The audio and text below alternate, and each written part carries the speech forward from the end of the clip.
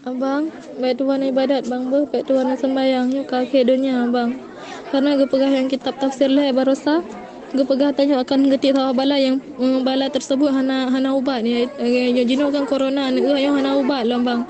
Awak alung kagak karantina selama mendahulu hanya debit-debit hanya gak tahu-tahu nyangkut berat kapara bang.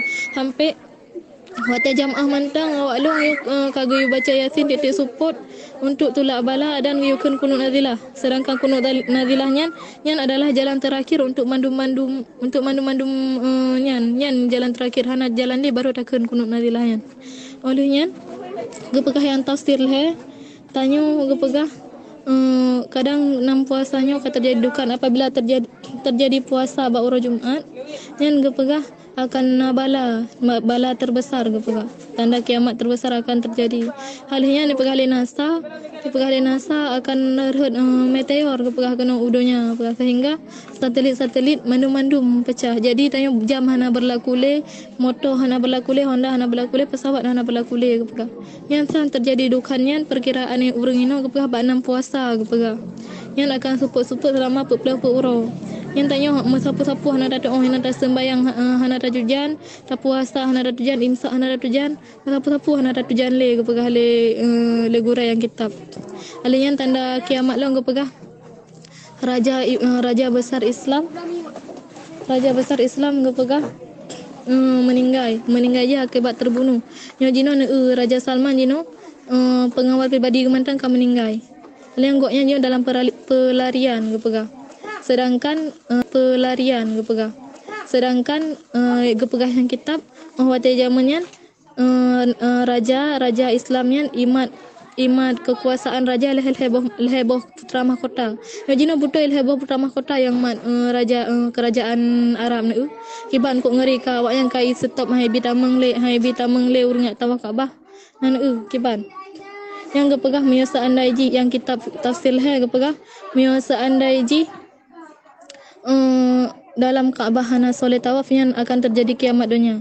Yang terakhir yang tawaf Kaabah adalah Imam Mahdi. Nyo jino Imam Mahdi kana bang. Ide gepegah yang sabar riwayat ide nyo jino ngoen tengah berada di Palestina cuma siro dwaro yang depugoknya. Yang depugoknya cuma siro dwaro alihnya dia putuh hai raja yang zalim dipegah nanti Imam Mahdi kana. Yang dino Imam Mahdi sedang menuju ke Mekah enggak tawaf siro. Tingahnya kagak tawaf siro gegoknya yang berarti ke tanda yang ke kiamat ter Nabi Isa. Nya dua orang tu kadang kata Imam Mahdi ke dia Arab enggak tawaf siro ke angke hinan nanti. Hinan yang kerajaan Arab nanti yang pimpin kerajaan Arab adalah Imam Mahdi. Imam Mahdi yang untuk sembahyang inai Mekah bersama Nabi Isa go yang perang daja inan. Sedangkan tanyo inon gepegah yang kitab tafsir he tanyo urang yang kan dari Arab perang dengan urang Hindia. Padahal nyata-nyata tanyo musuh di dina urang Cina.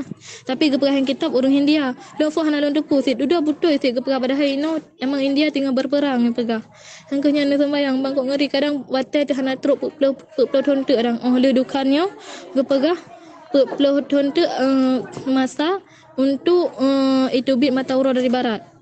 Yan peplotonnya kan lagi awak tanya. Kadang perkiraan gepegah 1 tahun bandingan dengan 1 bulan bandingan 1 minggu, 1 minggu bandingan 1 hari bandingan sesaat. Hana tado mutata sembayang hana terjawab deh.